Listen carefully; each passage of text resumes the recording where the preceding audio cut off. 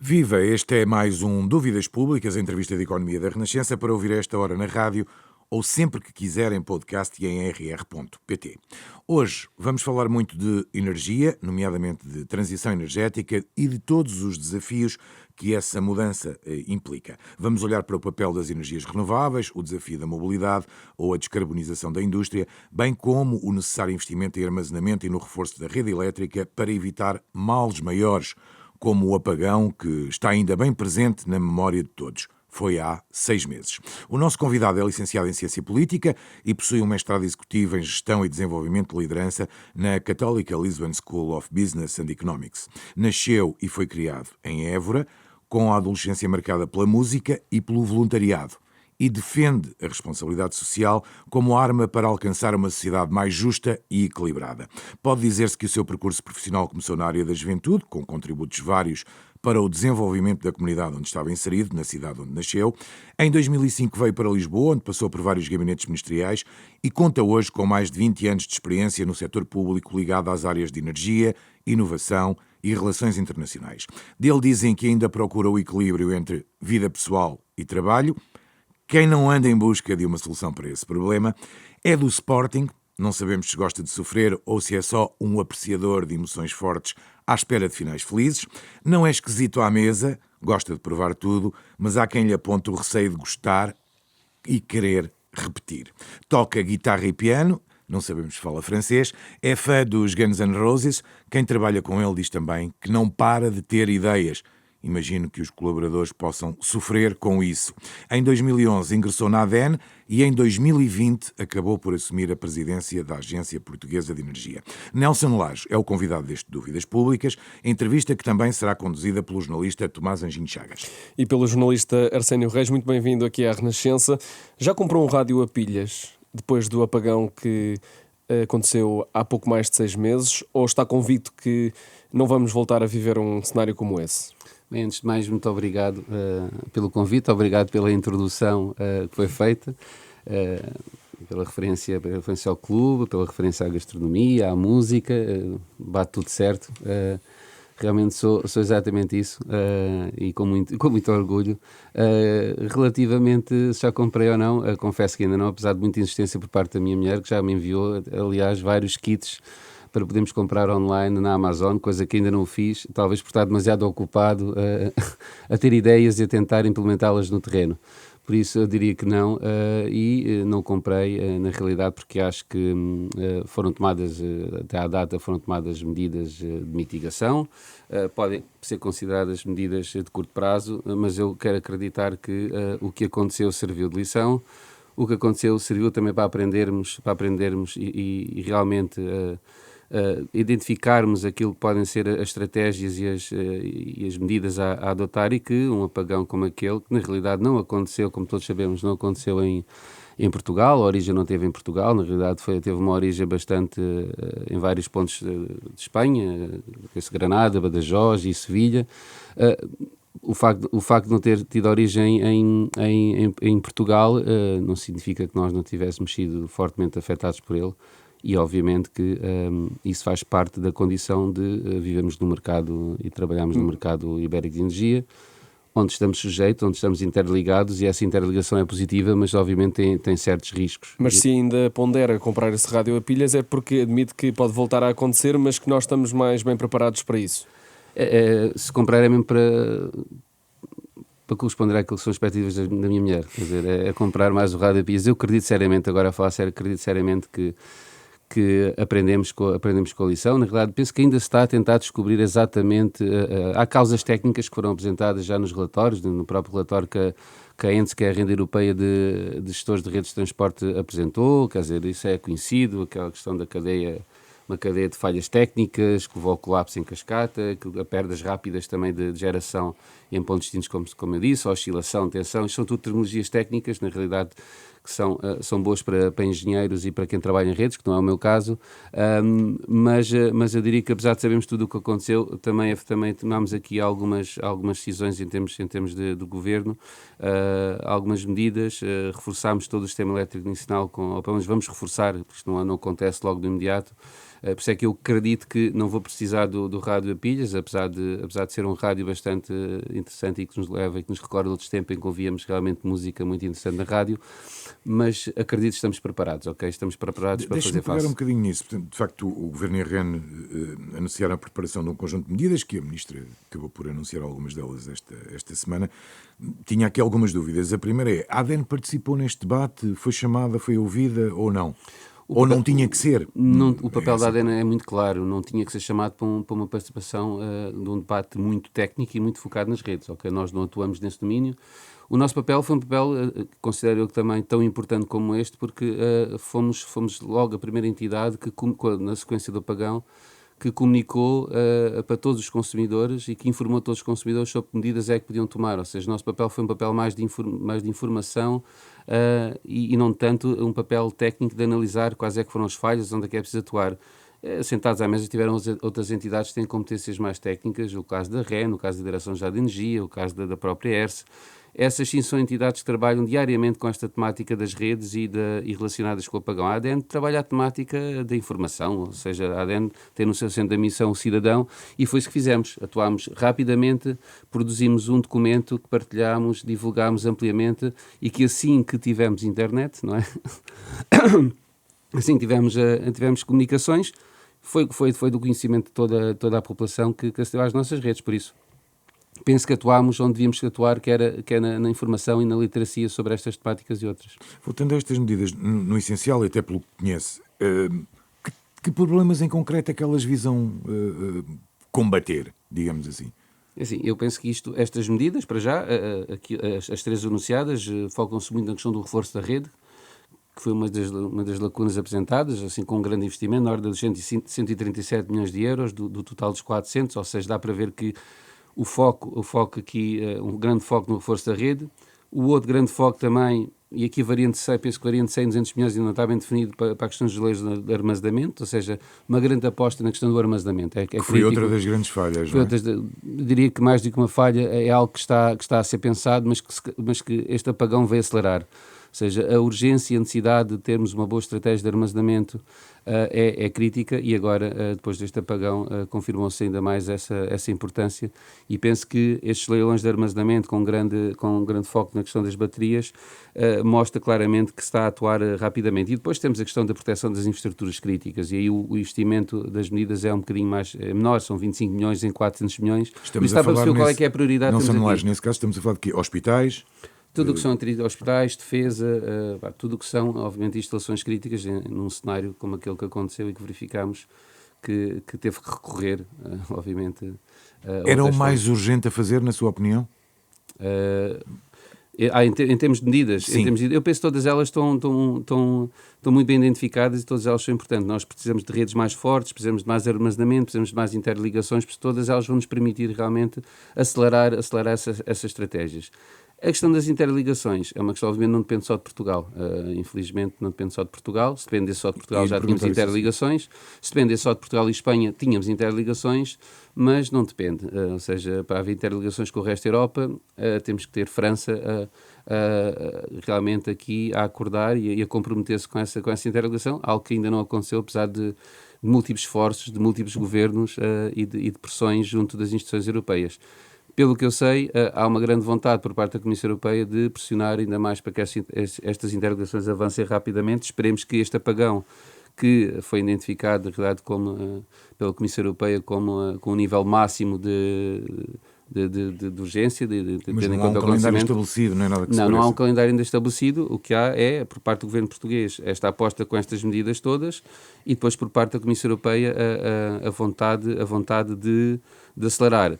Acelerar o quê? Acelerar com revisão de procedimentos de operação, porque as orientações vêm de cima, por isso se Portugal e Espanha receberem orientações sobre como atuar em termos de operação, irão obviamente acelerar nesse sentido e também a permitir que aquilo que são as energias renováveis possam contribuir nas funções de controle de tensão. Para mais ou menos já são terminologias muito técnicas, mas eu penso que a Comissão Europeia vai atuar principalmente nestes domínios e esperemos que a Comissão Europeia também possa rapidamente apresentar e sugerir aos Estados-membros a implementação de uma estratégia de armazenamento que não só nos ajude a evitar e a ter que usar rádios, mas também que possa ajudar a que o espaço europeu tenha mais autonomia do ponto de vista energético. O que é que explica esta resistência francesa a estas interligações energéticas? A França tem claramente os seus interesses. A França tem a sua produção energética que fornece o espaço europeu. A França tem uma base nuclear muito forte. Qualquer que seja a interligação com o espaço europeu vinda de Portugal e Espanha será uma interligação com uma forte base renovável. Diria eu que há aqui, obviamente, sempre interesses, tanto do setor privado como depois interesses estratégicos. Eu acho que a Europa precisa de mais autonomia e, por isso, a Europa precisa da energia que é produzida em Portugal e em Espanha, que é uma energia renovável. Quer dizer, Portugal está no top 10 a nível mundial de produção de renovável. Penso que está, inclusive, no 5º lugar nesse top. Ainda hoje foi anunciado que as renováveis representam já, em termos de produção, 20% a nível mundial, geram 16 milhões de empregos, por isso a Europa precisa. A nível mundial, mas em Portugal 70%, não é? Em Portugal oscilando agora, só meses, para também ficarmos com esses números. Em Portugal oscilando, sim, estamos com valores na ordem dos 80%. Portanto, da energia consumida? Sim. Não, em termos daquilo que é o consumo final de energia, não, é um valor mais baixo, a meta também é mais baixa, a meta para 2030 é cerca de 50%, nós estamos um valor um bocado abaixo, estamos na ordem dos 38%. Porquê? Porque associado a esta meta do consumo final de energia, não depende só apenas a energia, ou seja, a eletricidade, está também a componente de aquecimento, arrefecimento e está uma coisa muito importante que é a componente dos transportes. E aí Portugal não é propriamente nem um bom professor, nem um bom aluno. Já lá iremos. Portugal ainda tem um caminho ainda para fazer. Mas para dizer apenas, responder à pergunta, a Europa precisa de energia renovável de Portugal e de Espanha e precisamos urgentemente dessas interligações, ok? É bom para o país, é bom para a Europa, é bom para todos. E precisamente sobre as energias renováveis, foram alvo de várias especulações, uma onda de desinformação durante o apagão, como tendo sido as principais responsáveis pelo que aconteceu. Tem alguma explicação particular para isso? Olha, como eu comecei por dizer, não sou engenheiro de redes, confesso que os argumentos foram vários. Houve argumentos por parte do governo, por parte do governo espanhol, atenção, houve argumentos por parte do governo espanhol, houve argumentos por parte das empresas. Na realidade, presenciámos em Espanha ali uns meses de um debate bastante quente entre de quem há a culpa, inclusive tendo em conta aquilo que foram impactos enormes do ponto de vista económico. Penso que em Espanha foram cerca, supostamente, segundo o CEOE, penso que é o patronato, o patronato em Espanha, o Conselho de Patronato em Espanha, identificaram cerca de 1,6 milhões, mil milhões de perdas diretas. Um prejuízo brutal, sim. Em Portugal, os valores que a AIP deu são ainda superiores, por isso estamos a falar de um impacto muito grande. Focando naquilo que me perguntou relativamente ao impacto das renováveis, eu penso que não, eu não acredito que a culpa seja das renováveis. Temos é que ter sistemas mais flexíveis, sistemas que permitam gerir melhor a venda, a compra, a intermitência das renováveis. Está claro que a solução não é abandonar as renováveis para evitar futuros apagões, a solução é apostar em renováveis, apostar em redes mais flexíveis, mais digitalizadas, redes que permitam efetivamente gerir melhor. Ainda hoje de manhã estive num evento em que a ERSA apresentava dados muito interessantes relativamente ao preço da energia para os consumidores não domésticos, em que Portugal tem o preço mais barato, engraçado, e falava exatamente isso, falava exatamente como é que funciona o mercado grossista, inclusive há alturas do dia em que, fruto daquilo que é a introdução de energia solar voltaica, os preços do mercado baixam radicalmente, ou seja, temos preços que variam de 15 em 15 minutos e há um período a meio do dia em que há uma forte incorporação de solar voltaica em que o preço baixa radicalmente. E na realidade o mercado funciona isto, é um mercado de compra e venda e por isso eu diria que não é retirar renováveis, é meter mais renováveis, mas metê-las de forma inteligente e gerir melhor esse fluxo de informação. Mesmo nas renováveis subsistem bloqueios, que para além desses, quer dar-nos uma ideia do que é que são os bloqueios, na sua opinião? Bloqueios a que nível? A nível de... Licenciamento, por exemplo. Sim. Bloqueios, no fundo, na expansão das próprias renováveis. Portugal tem feito um percurso, como eu disse, e já lá vou aos bloqueios, mas Portugal tem feito um percurso impressionante, uma trajetória muito consistente nas renováveis. Não começou agora, começou há mais de 20 anos. Nós temos metas muito claras, metas que são, obviamente, metas muito ambiciosas, mas também metas muito realistas, mas temos feito um percurso notável. Só para dar alguns dados, a dependência energética está em 2024 na ordem dos 104%, a meta era 65%, ou seja, que o valor é sempre inverso, quanto menor, melhor. O saldo importador está nos 15,8%, ou seja, importamos muito menos, estamos muito menos expostos a toda esta volatilidade que vivemos hoje em dia. Temos dados muito mais interessantes também, reduzimos as emissões de gases de efeito de estufa, estamos a 17% da meta. Falou das renováveis, sim, estamos a 5% de atingir a meta de 85 para 2030, e aí estamos a falar mesmo da meta de renováveis na eletricidade, ou seja, a produção de eletricidade a partir de fontes renováveis e não a partir de outras fontes, como tivemos até 2021 a partir do carvão, que felizmente encerrámos a central e mostrámos que era possível funcionar sem carvão e produzir energia renovável, e por isso eu digo que estamos a avançar rapidamente em Portugal. Agora, o que é que pode ser aqui um fator de melhoria? Não é tanto melhoria no sentido de que a aposta está mal feita, pelo contrário, há aqui um pacto de regime no setor de energia. Nós há muitos anos, independente do governo, que a energia está no centro da agenda, que a energia é vista como uma prioridade. Pode oscilar um bocadinho aquilo que são as metas, não oscila muito na realidade. Sabemos quais é que são os vetores que temos de trazer para a energia, sabemos que temos que apostar nos biocombustíveis, temos que apostar no hidrogénio, temos que apostar ainda mais no solar. E sabemos também que existem, apesar de todo esse avanço, existem aqui fatores de melhoria, e aí sim vamos bater no tema do licenciamento. Quando diz que... Isso sim é uma barreira, isso sim pode ser uma coisa e devemos melhorar em muito aquilo que é o licenciamento, porque o licenciamento pode bloquear investimento, é o licenciamento que pode fazer com que pequenas e médias empresas, na realidade, representam uma parte do universo. Assim, mas como é que se explica esse bloqueio? Como é que se explicam essas dificuldades? O que é que aí, no fundo... Atenção, o tema do licenciamento, o bloqueio associado ao licenciamento não é apenas uma realidade portuguesa. Eu que falo com muitos colegas meus no âmbito da rede europeia de agências de energia, que a ADEN faz parte e que, aliás, já presidiu em 2022, é um problema transversal a todos estes países. Ou seja, o porquê... Bem, há aqui uma mistura entre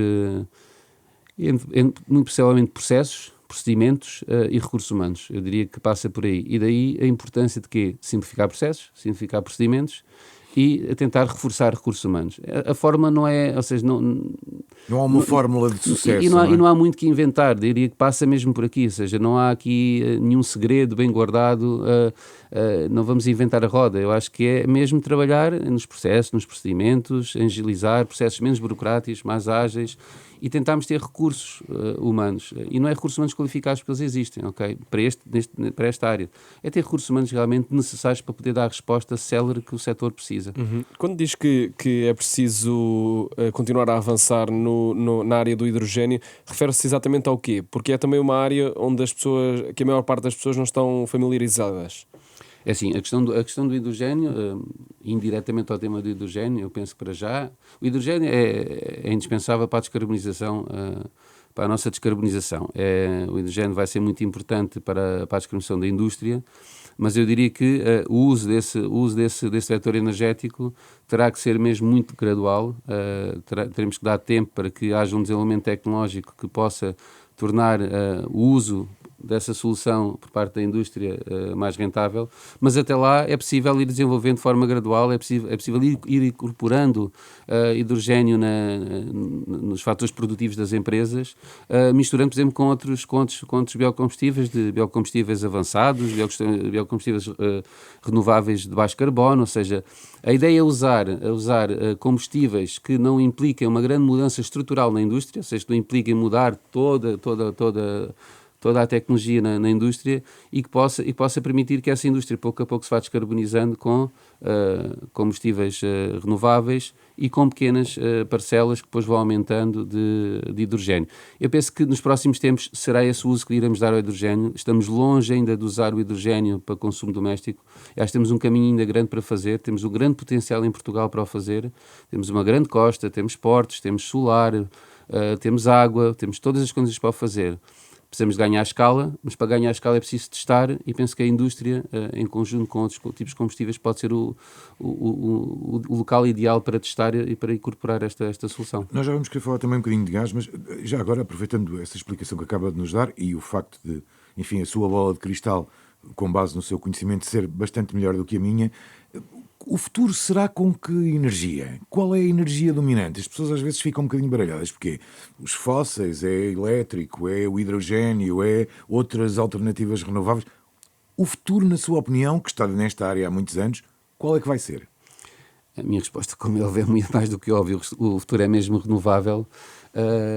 Mas uma conjugação destas todas? Não. Depende do futuro que tivemos aqui a referir. Estamos a falar nos próximos 10 anos, estamos a falar nos próximos 50, nos próximos 60, 70, 100 anos. Eu diria que nos próximos 20, 30 anos a aposta no renovável terá que continuar a acontecer, mas obviamente sabemos que, como eu disse, 20% a nível mundial.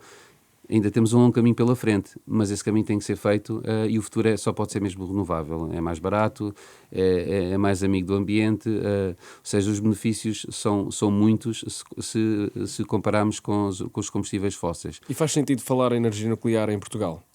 É assim, eu respondo da mesma maneira que o diretor executivo da Agência Internacional respondeu quando esteve em Portugal, quando deu uma entrevista. Não faz por vários motivos, não precisamos. Ou seja, o investimento é um investimento demasiado caro. Faz sentido em países em que já tenham essa tradição e que possam apostar em tecnologias mais eficientes, e aí faz sentido haver esse investimento progressivo. Em Portugal não existe nenhuma central onde o investimento iria ser muito grande, quer em termos de monetários, quer em termos de tempo, não se justifica. Acho que temos que apostar mesmo nos recursos que nós temos, e nós temos sol, temos vento, temos água, e é nesses recursos que nós temos apostado nos últimos anos e não nos temos saído mal para estarmos no top 5 mundial. Por isso eu diria que é continuar a apostar nas renováveis.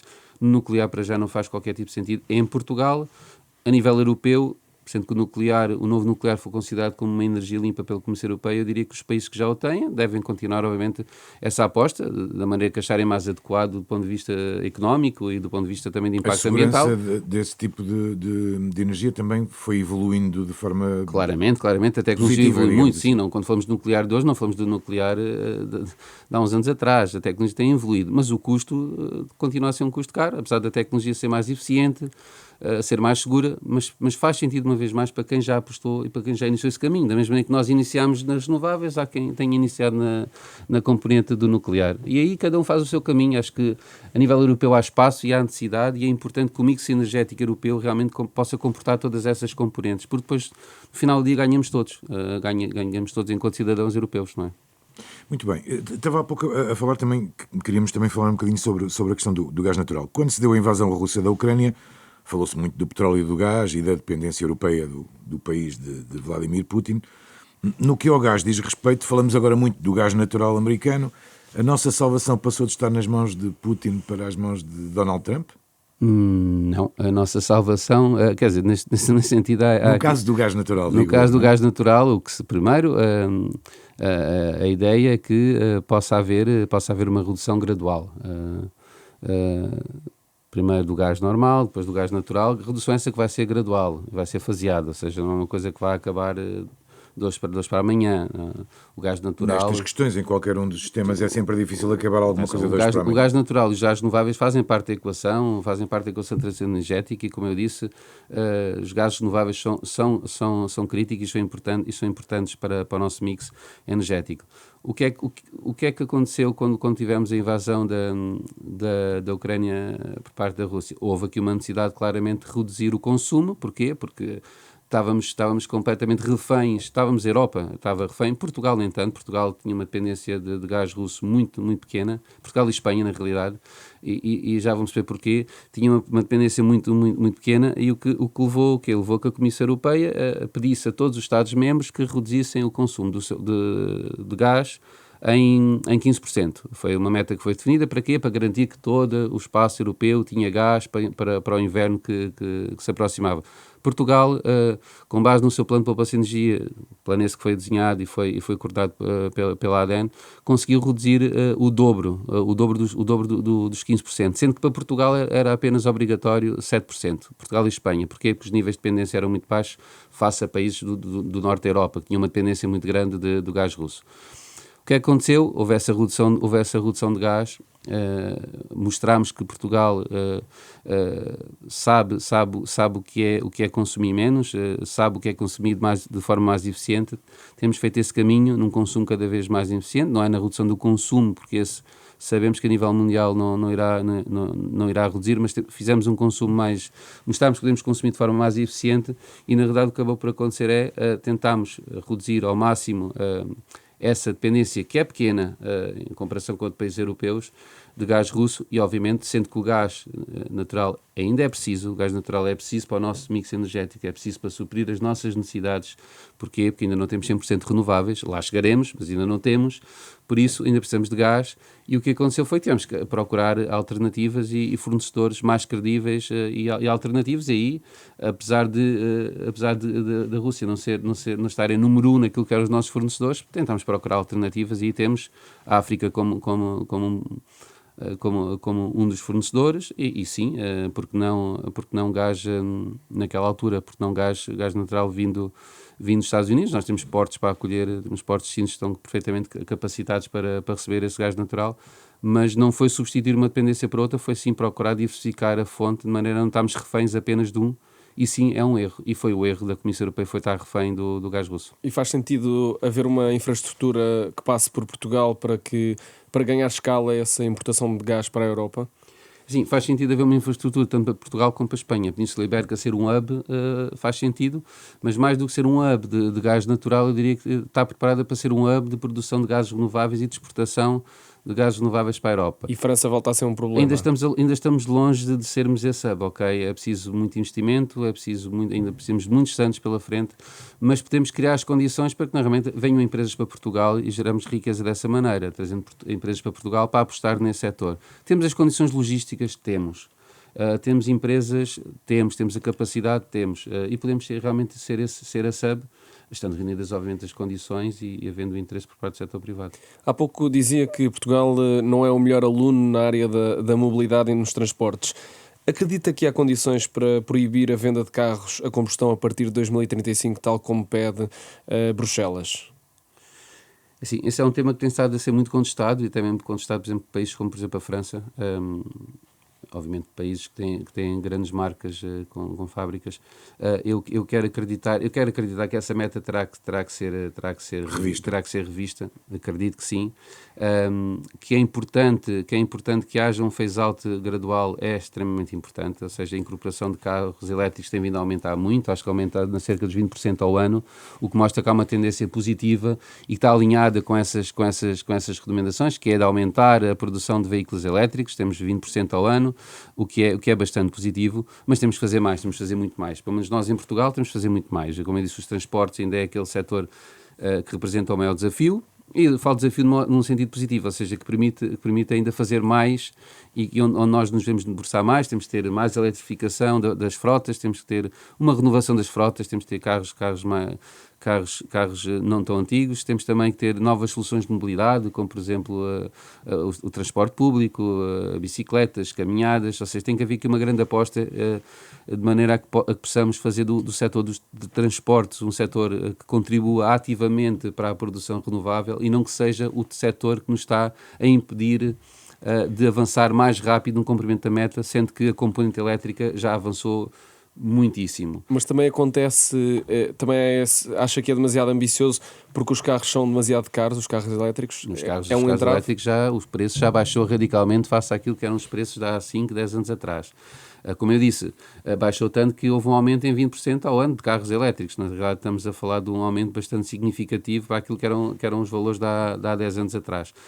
Mas temos que fazer mais, e não passa apenas só por termos carros elétricos, ou seja, passa primeiro por retirarmos carros das estradas, e passa por aqueles que ficam nas estradas, sejam carros elétricos. Aí Okay? é um papel fundamental do transporte público, não é? Aí é um favor. E a perguntar isso, se dentro do setor dos transportes há alguma diferença entre o setor público e o setor privado, em termos de eficiências, que é isso que estamos a falar agora, ou seja, nesta transição para... Eu acho que nesta transição temos de trabalhar tanto no setor público como no setor privado, e quando falo no setor privado estamos a falar depois já de tudo o que tem a ver com o transporte de mercadorias, seja por estrada, seja pela ferrovia. No setor público estamos a falar do reforço de toda a linha de transporte público, e aí sim, como eu estava a dizer, retirarmos, e há uma meta muito interessante que é para 2030, que é ter menos 50% de transporte individual na estrada, ou seja, é bastante arrojada, e na realidade... E é realista?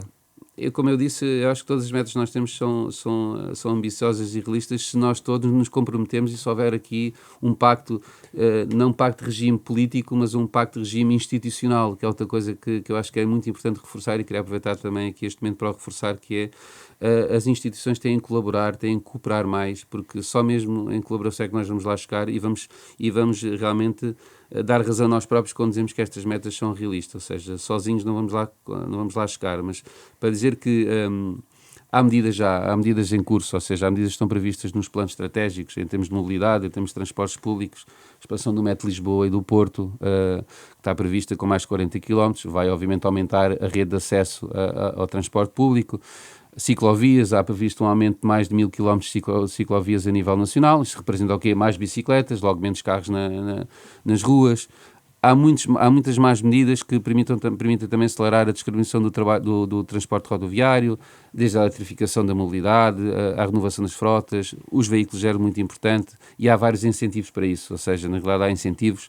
De entrega de um carro a combustão e ter uma espécie de desconto na compra de carros elétricos. Há incentivos para a mobilidade elétrica, ou seja, agora os incentivos vão sendo lançados, vão sendo revistos, ao ser revistos vão ser pensados de maneira a que podem ser melhorados, e penso que é um trabalho que está sempre em curso, ou seja, não há aqui um incentivo que seja permanente, há sim avisos que vão sendo lançados e que vão sendo reavaliados. Mas eu diria que, pronto, para não estar mais neste tema dos transportes, há também a questão dos combustíveis alternativos, são muito importantes para termos um transporte mais amigo do ambiente e mais renovável, e também há metas para isso, e depois há toda a parte que acho que é muito relevante, não se fala, que é toda a parte de tornar esse transporte também mais eficiente do ponto de vista de gestão, ou seja, a gestão do transporte coletivo, ou seja, a digitalização, a gestão inteligente, tudo o que tem a ver com sustentabilidade, tudo o que tem a ver com os fluxos, com a maneira como nós controlamos. E isso faz-me lembrar a questão do apagão, ou seja, o setor dos transportes também precisa estar mais digitalizado e precisa ter uma gestão mais inteligente, que isso também vai ajudar aqui nesta nossa missão de ter um setor muito mais eletrificado. E por outro tema que é muito importante, tem a ver com as ferrovias, ou seja, o transporte precisamos de modernizar toda a rede de ferrovia para transportar mercadorias de forma muito mais sustentável, e aí está previsto eletrificar linhas, 80% das linhas serem eletrificadas, melhorar ligações, apostar em transportes de mercadorias por via férrea marítima. Há aqui a incorporação, pretende chegar a uma incorporação temos o objetivo de 25%, mas estamos nos 15%, por isso há muito trabalho, como eu disse, no setor dos transportes. E é o que torna isto interessante, é haver muito trabalho ainda pela frente. Tira-nos uma dúvida, que é, imagino que, enfim, por uma obra qualquer, neste momento todos os carros em Portugal estariam dependentes de abastecimento elétrico. O que é que aconteceria à rede elétrica nacional?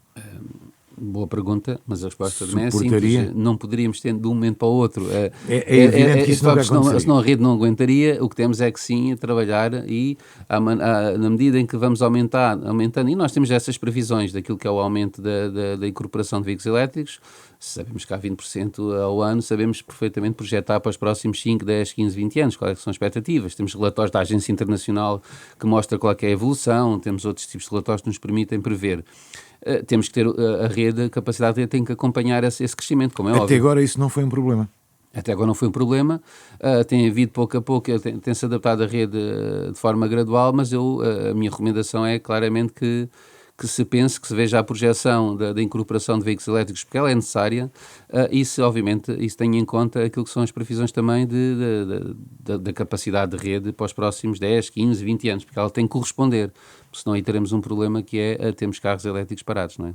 E não podemos ter. Os híbridos são uma solução de transição ou não faz sentido termos um passo intermédio até à eletrificação automóvel? É assim, como a ADN também é uma agência híbrida, eu não considero uma agência de transição, mas sim uma agência que trabalha para a transição.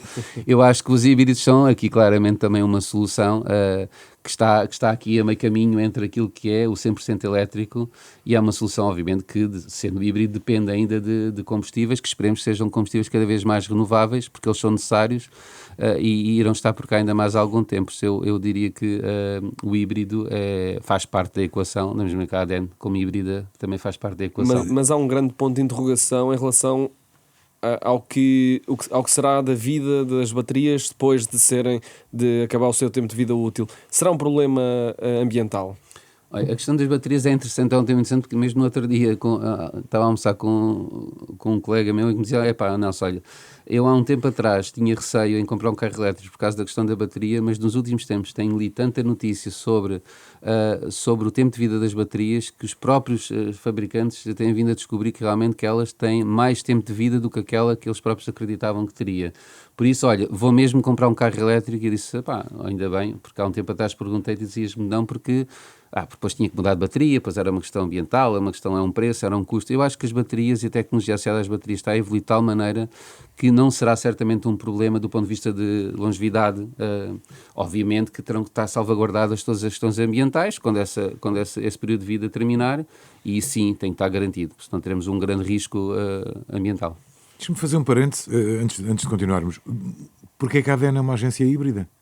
Explique-nos lá esse conceito. A ADN é uma agência híbrida, porque na realidade a ADN nem é uma entidade privada, nem é uma entidade pública. A ADN é uma associação de direito privado e de utilidade pública. A ADN tem sócios privados e tem sócios públicos, e por isso é que eu digo que costumo dizer que somos uma entidade híbrida, e é também isso que nos permite, que permite à ADN realmente estar aqui no centro, não é? E ser aqui quase que a entidade agregadora, que eu costumo dizer que somos uma instituição agregadora, parceiros da sustentabilidade. Nós estamos exatamente no meio entre o privado, entre o público, entre a academia, entre todo o setor, e somos nós aqui que ajudamos, na realidade, a traduzir conceitos, a traduzir todas estas dúvidas do que é a transição energética. Nós não fazemos política, na realidade, mas nós temos um papel muito importante, que é garantir que a política funciona. Penso que essa é a nossa mais-valia como entidade híbrida, se lhe podemos chamar assim, mas mais do que entidade híbrida, é a entidade central de todo este processo da transição energética. Voltando, Tomás, só para olhar também para a indústria, que há pouco passou por lá, mas queria lhe fazer uma pergunta que ou seja, na indústria claramente a dependência, digamos, de uma energia mais pesada e mais fóssil é ainda muito relevante. O que é que seria urgente e determinante para alcançar patamares de maior eficiência no caso da indústria? Assim, a indústria precisa claramente de ser descarbonizada e para isso precisa de ter mais renováveis, precisa de ter comportamentos também mais eficientes. Isso implica um grande investimento? Implica um grande investimento no sentido em que, na realidade, é preciso mudar mentalidades também. Nós não mudamos apenas as mentalidades do doméstico, mudamos também a mentalidade das empresas, a mentalidade das instituições, da indústria. E aqui é preciso apostar muito nessa questão comportamental, porque muitas vezes passa também por comportamentos, mas também é muito importante apostar em mais inovação, em apostar em mais digitalização, em termos dos processos industriais mais sustentáveis. E isso passa por várias coisas, passa por introduzir combustíveis, na realidade, que sejam mais renováveis. Por isso é que eu falava da questão dos combustíveis de baixo carbono, poderem em conjunto aqui com pequenas componentes de hidrogênio começar a ser usados. Isso vai permitir mudar claramente e drasticamente o panorama industrial, e é preciso começar já. É verdade, Portugal já tem a sua estratégia, já tem o seu plano. O plano para o biometano já tem plano de estratégia para o hidrogênio. As estratégias estão lá, é preciso agora começar essa incorporação por parte do setor. E temos setores para que é mesmo crítico. Por exemplo, o setor têxtil. O setor têxtil, não sabíamos, o setor têxtil tem cerca de 2.800 fábricas em Portugal. Ou seja, tem um potencial de melhoria enorme. E melhorando estes setores, vamos dar um contributo muito grande para a melhoria da indústria, que na realidade, a par com os transportes, é o segundo grande desafio que nós temos para conseguir chegar mais rápido e atingirmos mais rápido as metas renováveis. E a ADN tem e dá aqui o seu contributo, como entidade híbrida, por assim dizer. Por um lado, tem um sistema de gestão de consumos intensivos, em que, na realidade, dá sugestões, apresenta melhorias do ponto de vista da eficiência, e já conseguimos aqui poupanças na ordem dos 203 milhões de euros desde que este sistema foi lançado.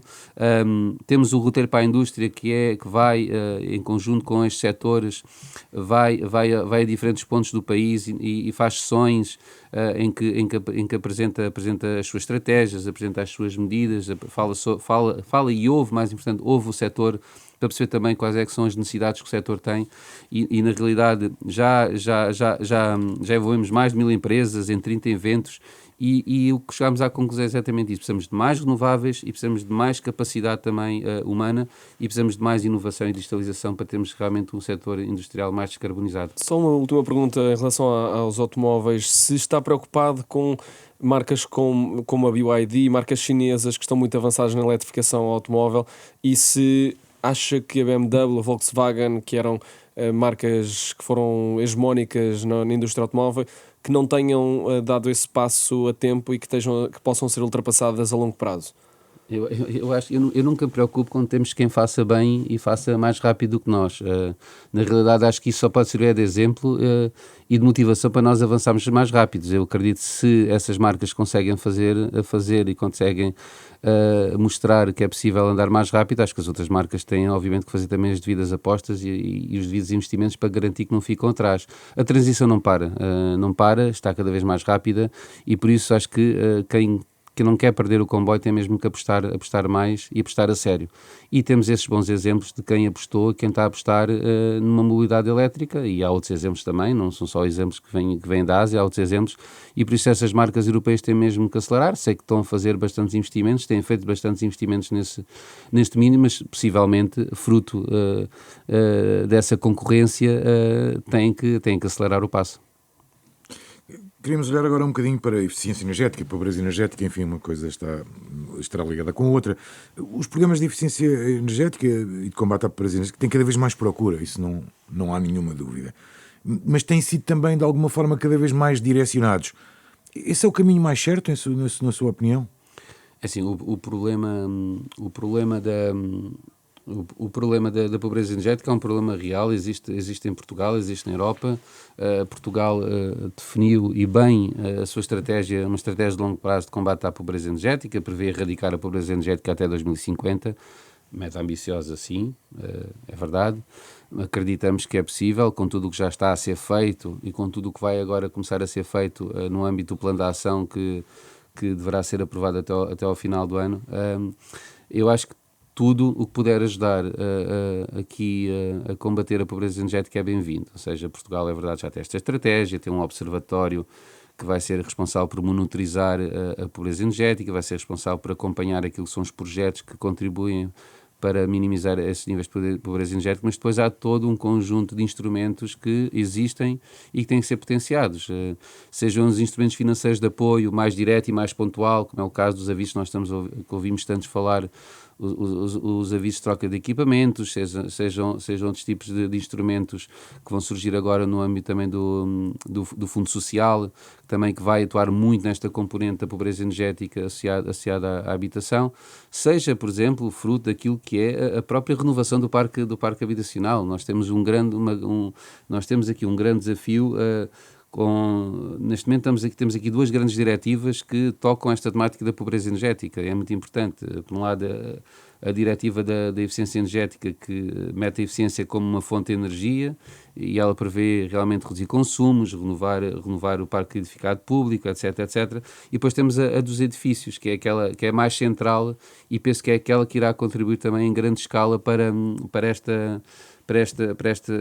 combate à pobreza energética. Porquê? Porque ela quer e tem previsto uma renovação profunda do parque habitacional. E ao renovarmos o nosso parque habitacional, estamos, obviamente, a dar melhores condições a quem lá habita, e estamos a reduzir a reduzir os índices de pobreza energética. E depois temos, obviamente, todas as outras estratégias, a estratégia da renovação dos edifícios, de longo prazo de renovação dos edifícios, que vai ser substituída pelo um Plano Nacional de Reabilitação dos Edifícios, o PNRE, ou seja, há todo um conjunto de instrumentos, há todo um conjunto de ações e de iniciativas que penso que em conjunto, e como eu começo por dizer, acho que tudo o que funciona em conjunto funciona melhor, irá certamente contribuir para uma redução dos índices de pobreza energética. É isso é o que nós pretendemos e é nisso que nós trabalhamos diariamente. Falou no programa de troca de equipamentos, houve também um programa de troca de janelas.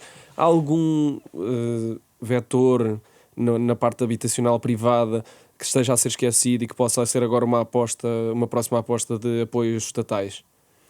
É assim, eu costumo dizer, é sempre pouco, não é? O que há é sempre pouco, as necessidades são grandes. Tem havido realmente essa diversificação de apostas em termos de avisos. Começámos por equipamentos específicos, depois fomos para as janelas. Eu acho que a questão da envolvente é uma questão muito importante. A envolvente dos edifícios é uma componente que penso que não foi abordada até à data. Mas nós vamos trabalhando quando diz envolvente, está a referir-se... Os materiais, por exemplo, mas isso depois também está muito associado à construção do próprio edificado, não é tanto para quem habita dentro. Eu acho que tendo os eletrodomésticos, tendo aquilo que são os equipamentos das fachadas, janelas, etc., eu acho que já cobrimos em grande escala aquilo que são as necessidades de melhoria em termos de eficiência energética, mas a ADN depois trabalha e há coisas que vão além desses instrumentos, são muito importantes. Não sei se ainda temos tempo, mas só apenas aqui referir uma coisa muito interessante, que é foram lançados espaços de energia por todo o país, são muito importantes, são balcões, são coisas simples, é uma pessoa que lá está para atender quem lá vai ter com ela. Todos nós devíamos parece ter pouco moderno, parece algo pouco moderno, ganhar sim. Com isso. Eu acho que parece algo pouco moderno, fala-se de instalação, fala-se tudo e de repente criamos balcões físicos. Assim, a proximidade é importante. Não há transição energética sem pessoas e não há transição energética sem proximidade. E essa proximidade permite o quê? Permite informar, permite capacitar, permite mostrar às pessoas que não têm acesso... No limite, se bem percebo, até fazer contas e tentar encontrar soluções que nos melhorem a vida. Eu no evento dos 25 anos dei um exemplo real, que fui um desses espaços de energia, presenciei realmente uma senhora que entrava e que vinha com dúvidas, estava preocupada, não conseguia pagar a conta, etc, e saiu de lá, não com mais dinheiro, mas saiu de lá exatamente com isso, saiu de lá com informação sobre como melhorar, que instrumentos podia recorrer, o que é que podia e o que é que não podia fazer. E não sendo isso algo digital, não é? Algo inovador, é na realidade algo crítico e muito importante, e muitas vezes nós temos a tendência para querer ter tudo digital, tudo inovador, que é muito importante, e esquecemos destas coisas mais básicas, que é o contacto, a proximidade e a informação com o consumidor. E isso também é um bom instrumento, ou seja, não é só os instrumentos que nós temos disponíveis e que são lançados pelo Fundamental, é este instrumento novo de proximidade que acreditamos que pode vir a fazer a diferença, porque ajuda a potenciar o outro instrumento e informa também sobre medidas que as pessoas podem implementar de forma bastante simples. Portugal é visto como bom aluno, não há dúvida sobre isso, no que respeita a todas estas questões, nomeadamente estas da transição energética. Quando é que acha que estas boas práticas se vão refletir no mercado e se alguns dias se vão refletir nos preços ao consumidor? Não, é assim, elas vão se refletindo pouco a pouco, na realidade elas vão se refletindo pouco a pouco. A questão dos preços é uma questão muito interessante também. Nós temos claramente aqui, eu estava a falar há bocado quando estive nesta conferência, mostravam os preços do setor não doméstico e Portugal apresentava os valores mais baixos, e eram valores de hoje, ou seja, que foram apresentados. Em termos de preços de eletricidade, nós temos, na verdade, nos últimos 8 anos houve aqui uma oscilação bastante grande, mas penso que todos percebem, pelo menos, porque é que aconteceu. Preços estáveis até 2019, depois tivemos uma grande queda em 2020, mas essa queda em 2020, pandemia, depois tivemos um aumento abrupto muito grande com a questão da guerra, uma descida acentuada em 2022 e nós hoje na realidade, temos aqui preços que estão, eu diria que estão bem. Temos um bom posicionamento, somos o 16º país com o preço de eletricidade mais baratos e realmente a dependência externa realmente é igual a um encarecimento dos preços. A produção interna protege e nós temos protegido mais renováveis, é por aí que nós temos que continuar a aposta, é produzir mais renováveis para baixar ainda mais estes preços, sabendo que uma coisa é o preço da eletricidade, outra coisa é o preço que o consumidor paga, que são uma coisa completamente diferente, não é? Mas aí penso que a incorporação de renováveis só vai a beneficiar anunciar, pode não ser um benefício direto ou imediato quando anunciamos uma medida ou quando anunciamos um resultado, não é? Mas é algo que está a acontecer. A tendência é para que baixo? A tendência é para baixo e tem sido essa a tendência. Se olharmos para a curva, depois temos tido aquele alto, aquele aumento abrupto, tem vindo a descer, ok? Tem vindo a descer. E isso é algo interessante, mas atenção, o preço da eletricidade está sempre associado ao preço do gás, o preço do gás está maior. Em 2021 tivemos um aumento de apenas de 20% do preço da eletricidade e tivemos um aumento de 60% do preço do gás. Por isso, temos de ter em atenção esta dependência em termos de preços, mas a tendência é para decrescer, sim. Estamos a terminar. Tentamos sempre conhecer um bocadinho melhor os nossos convidados também através da música. Por isso lhe pedimos que escolhesse, para terminar esta entrevista, um tema musical que lhe agrade particularmente e que já agora nos explique qual foi a sua escolha. Bom, eu escolhi um tema, na realidade, que tem tudo a ver com a energia sem ter, escolhi, podia ter escolhido uma música que a minha filha gosta ou que o meu filho gosta, porque na realidade são duas pessoas que me transmitem muita energia, mas para isso teria que estar a pôr aqui K-pop à mistura e acho que já todos estamos cansados do K-pop, e pelo menos eu estou, e então fui para uma música... Foi uma música que tem um significado muito pessoal para mim, não pela energia que a música me transmite, apesar de transmitir alguma, mas sim porque foi a primeira música que eu ensinei a minha mulher a tocar na guitarra quando a tentava conquistar, e na realidade essa música foi o início de tudo, e a minha esposa tem sido realmente a minha fonte de energia, esta fonte de energia renovável que eu tenho tido ao longo destes anos todos e que me permite ter muitas ideias e que permite... dia após dia, ter uma energia renovada e estar sempre capaz e disponível para fazer acontecer, que é o que o setor precisa. Por isso, é um bocadinho em homenagem a ela, à energia que ela me transmite diariamente. E escolhi o Homem do Leme, Chutes e Pontapés. Fica feita a escolha musical de Nelson Lage, presidente da ADN, a Agência para a Energia, convidado de hoje deste Dúvidas Públicas. A entrevista teve o cuidado técnico de Rui Glória, a sonoplastia de João Campelo, a imagem de Beatriz Pereira. Estamos de volta na próxima semana.